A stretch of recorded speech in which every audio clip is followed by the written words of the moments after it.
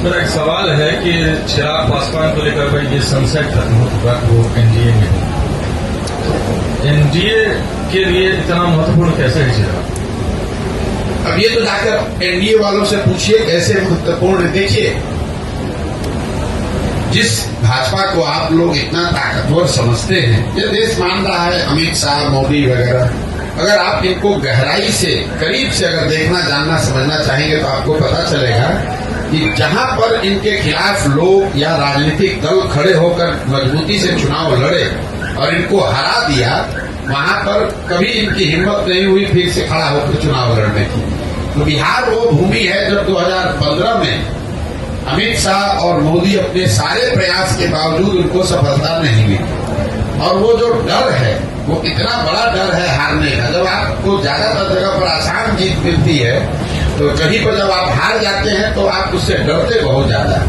तो कहीं न कहीं भाजपा को ये डर है, भाजपा की लीडरशिप को, कि बिहार की जो राजनीतिक मैं कहूंगा पृष्ठभूमि है, यहाँ का जो सोशल फैब्रिक है, जो यहाँ समाजवाद की जड़ें हैं, वो इतनी मजबूत हैं या इतनी गहरी हैं कि भाजपा के लिए इतना आसान नहीं है कि पूरे बिहार को अपने एक मोदी के स्लोगन पर जीत लिया जाए। ऐसा उनको लगता है। सच्चाई क्या है ये तो भगवान जाने, लेकिन ऐसा उनको लगता है। इसीलिए वो इस तरह के गठबंधन, जैसे नीतीश कुमार के लिए अभी कुछ महीना पहले आकर यही अमित शाह ने मंच से खड़े होकर कहा कि बिहार की जनता, एक एक आदमी सुन लीजिए, चुनाव से पहले या बाद किसी भी हालत में नीतीश कुमार को वापस नहीं लिया जाएगा। इनके लिए भाजपा के दरवाजे हमेशा के लिए बंद। वही अमित शाह जो इतनी बड़ी बड़ी बात बोलते हैं, ये लोग दावा करते हैं हम 400 सीट जीतेंगे।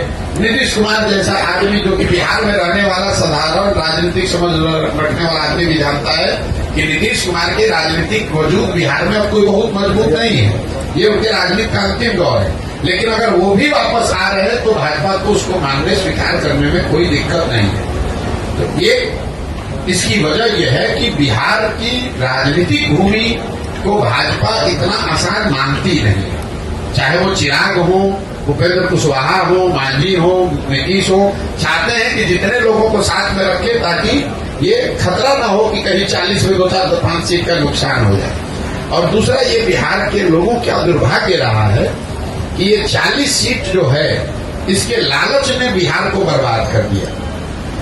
विश्व के स्तर पर अफ्रीका के बारे में एक बात कही जाती है कि अफ्रीका के जिन देशों में बहुत ज्यादा खनिज है, वहां पर सबसे ज्यादा गरीबी है।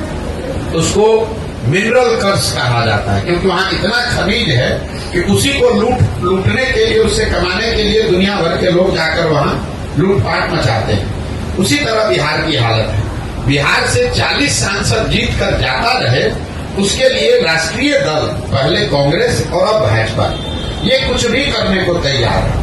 आपने देखा कांग्रेस का जब शासन था, इसी कांग्रेस ने बिहार को लालू जी के हवाले करके छोड़ दिया। उनको ऐसा नहीं कि मालूम नहीं है कि बिहार में कितना बड़ा जंगल राज लालू जी के टाइम में था। ऐसा तो नहीं मालूम है कि लालू, उनको कांग्रेस को पता नहीं था कि बिहार सबसे गरीब और पिछड़ा राज्य था।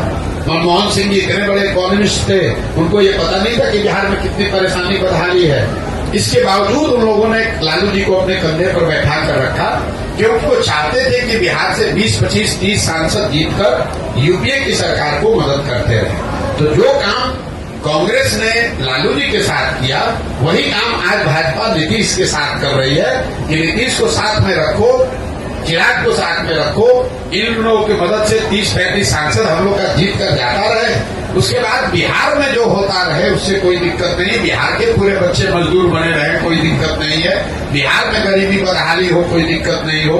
बिहार के बच्चे जब गुजरात जाए तो उसको बिहारी कहकर उसका मजाक उड़ाए, गाली दे, लेकिन बिहार से 35-40 सांसद हम लोग का जीत कर जाता रहे। ये जो सोच है, ये जो लालच है, यही इन चीजों को कराता है।